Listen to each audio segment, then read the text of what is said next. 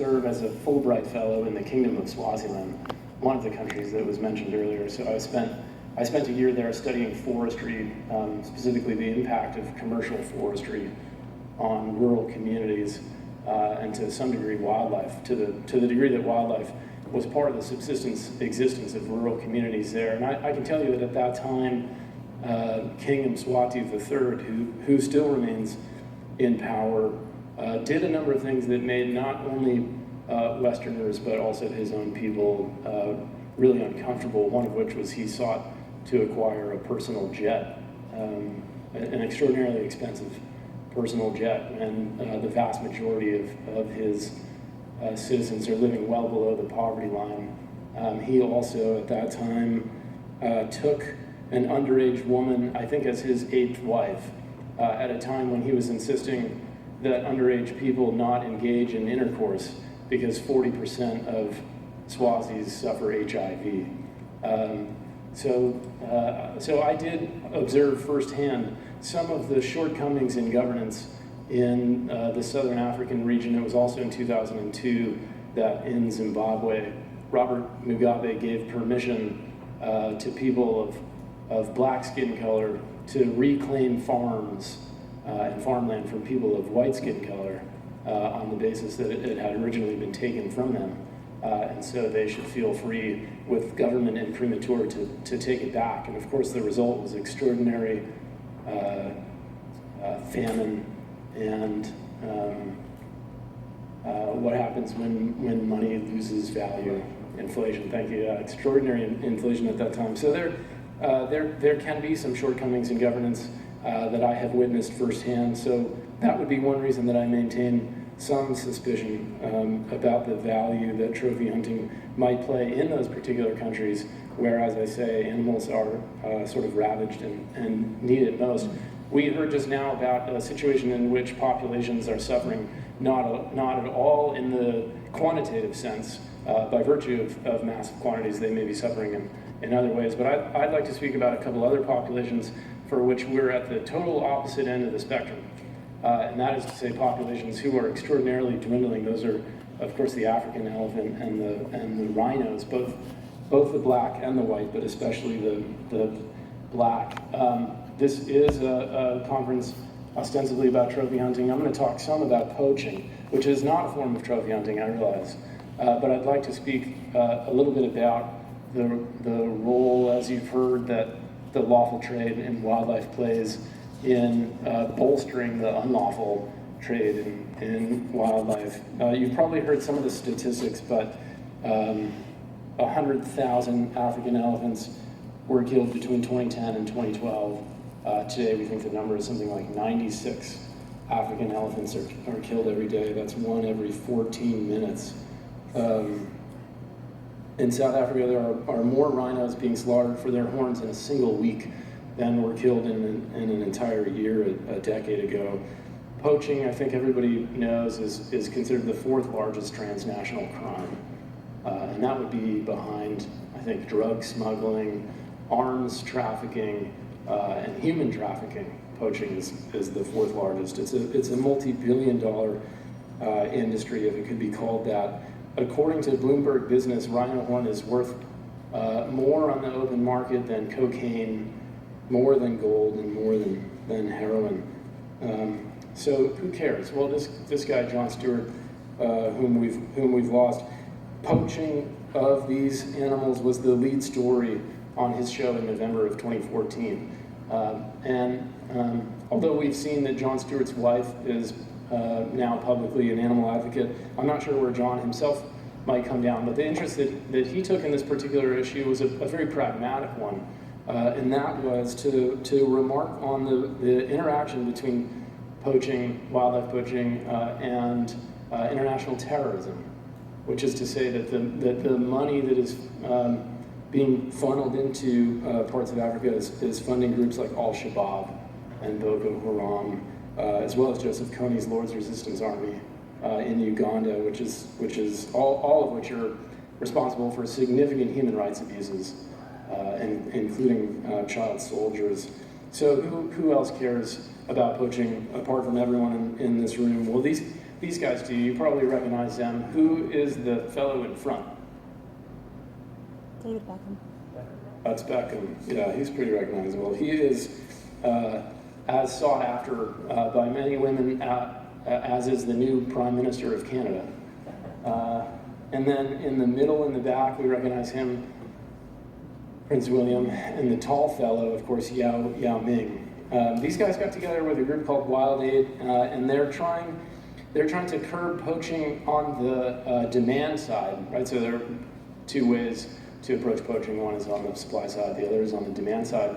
The motto of Wild Aid is that when the buying stops, the killing can too. So the goal would be to put big personalities, beautiful people, famous people out there to try to affect public opinion and diminish the market, so that Bloomberg Business can one day report that rhino horn is not as valuable as gold.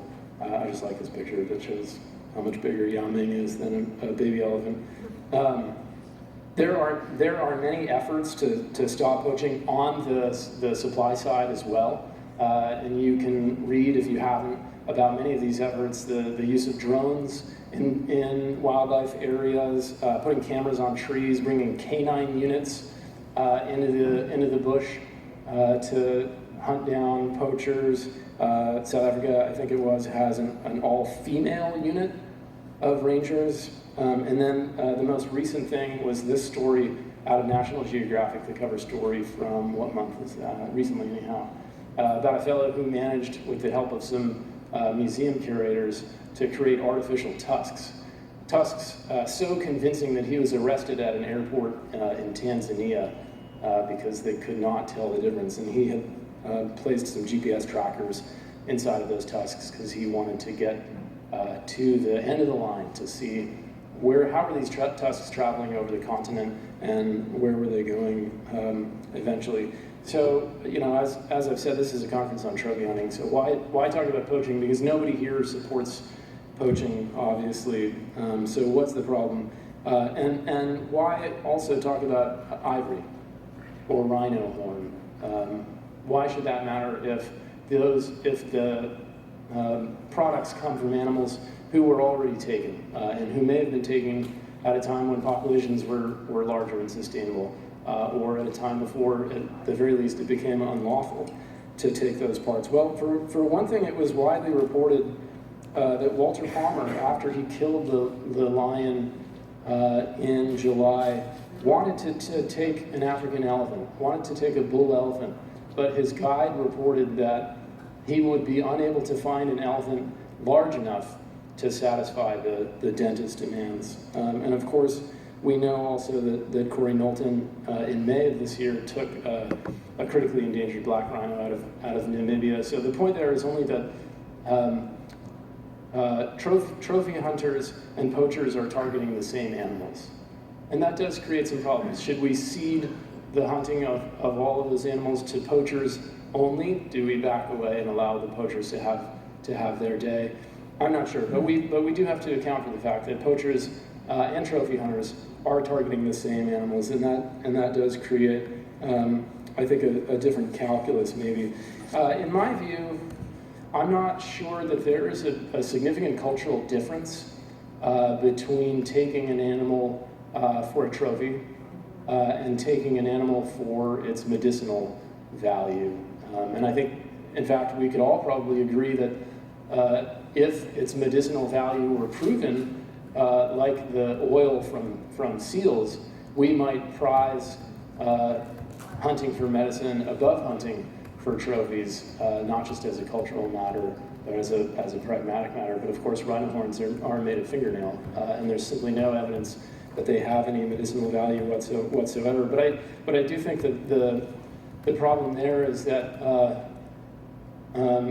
there is, to me, no great distinction. It's difficult to say that poaching is wrong for trinkets and medicinal purposes if we at the same time say that what we do in the West, which is to put animals in trophy rooms, is not wrong. That to me seems inconsistent. And so the slogan, when the buying stops, the killing can too.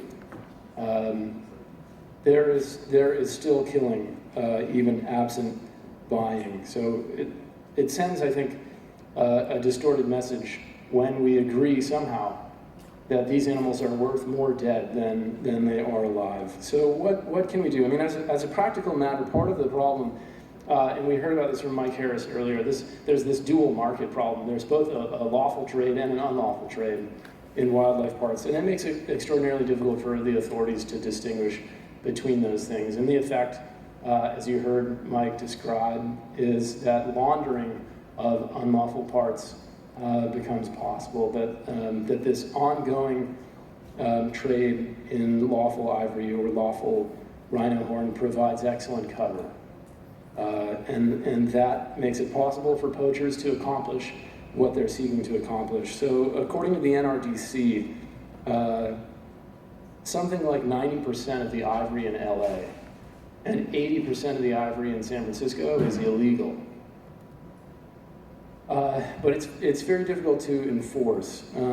It's possible that as much as half the ivory in the state of California is illegal. And I think if we took a field trip together over to Chinatown, we might find a lot of that stuff, although we would have a difficult time identifying it as illegal. So you can buy it in the shops in Chinatown. You can buy it in antique houses in a number of places. You can buy it at auction.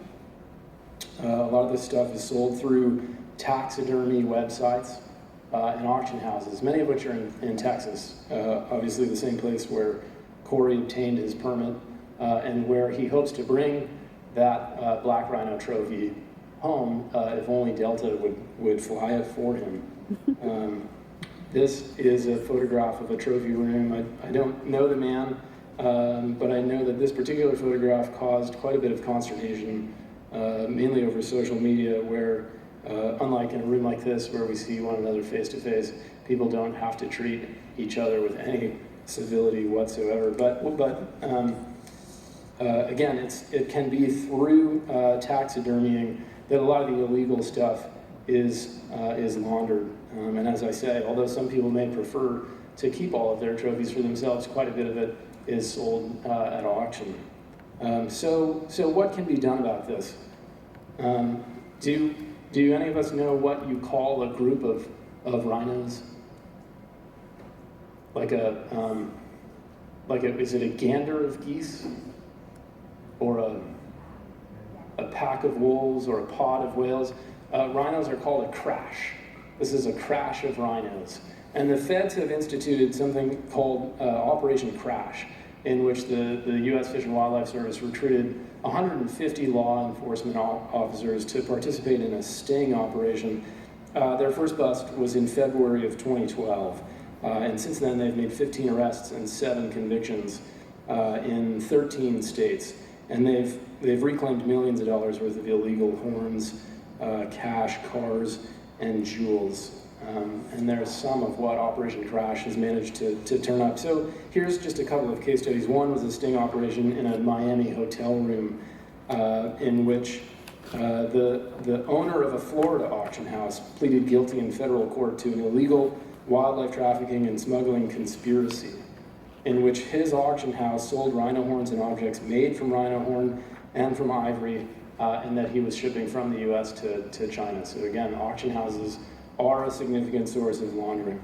In a similar case this May, a federal judge sentenced an antiques appraiser working at a Dallas auction house to more than 2 months in prison, followed by 3 years of supervised release, because similarly this Dallas antiques appraiser was conspiring to smuggle rhino horns and objects made from rhino horn and ivory, again from the US, into China.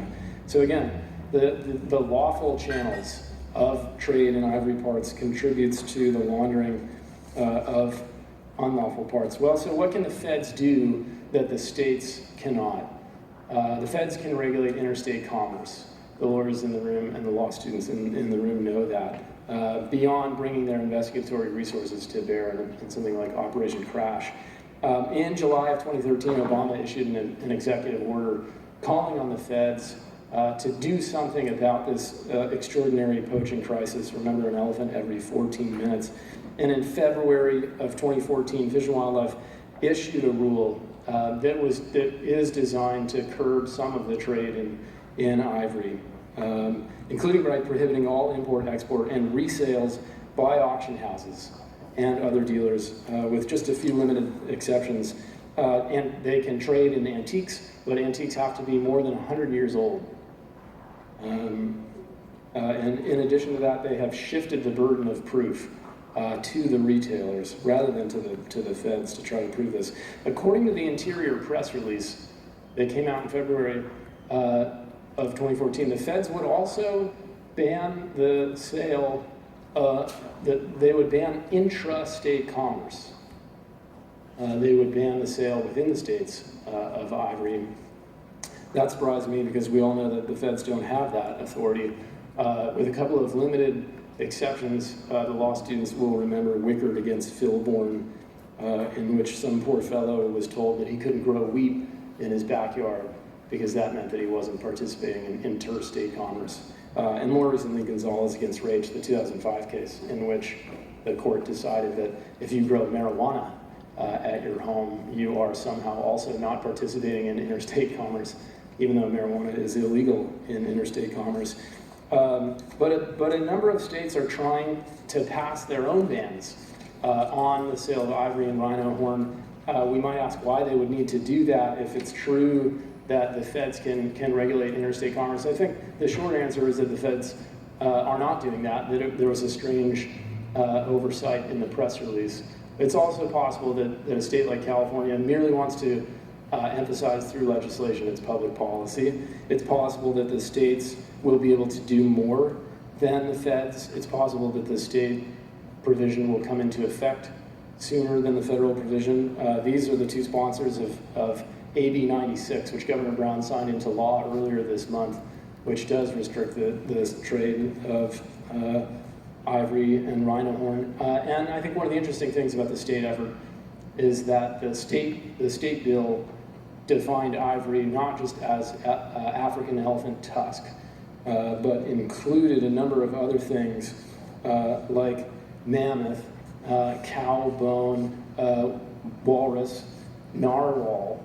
So any of the animals who have these significant exposed bones or teeth. One of the interesting things about the federal effort was that on the same day that Fish and Wildlife announced its ban, NBC Bay Area ran an article with this headline referring to San Francisco: Chinatown dealers unfazed by planned federal ban on ivory trade from endangered elephants. And one of the reasons that they were unfazed, of course, is that they insist that a lot of the ivory that they sell is not in fact ivory, it's mammoth. Because of course we all know that there are a lot of mammoths being dug up out of the mud every day, or that it's cow bone. So I'll try to move quickly through just a couple of quick things, and then I'll cede the podium over to Brendan. But I'd like to ask two things about this bill. One is, do we think it will survive? I mentioned that it was just passed. It was just signed into law in October, on October 4th, actually. Is it subject to challenge of some kind? My prediction is that this bill will survive challenge. In 1970, the state of California passed a penal code provision, which is to say a criminal provision, section 653.0, in which they had prohibited the import or sale of the dead body or any part or product thereof of a number of species, including elephants at that time. That was again in 1970. Do people know when the Endangered Species Act was signed into law? 73, and the Endangered Species Act requires that animals be listed by the Secretary of Interior through a specific process. So it wasn't until 1982 that a boots manufacturer, H.J. Justin and Sons, decided to challenge this penal code provision in California on the basis that some of their boots were made of elephant skin, and that the feds were permitting elephant skin to be traded. And so they brought a challenge that we know would be called a preemption challenge. So the feds are already regulating this, and the state has passed a law that is in conflict with what the feds have done and the Ninth Circuit agreed with the boot manufacturer to the extent that they were restricting the sale of parts from federally regulated animals. I think what we get from this bill is something different.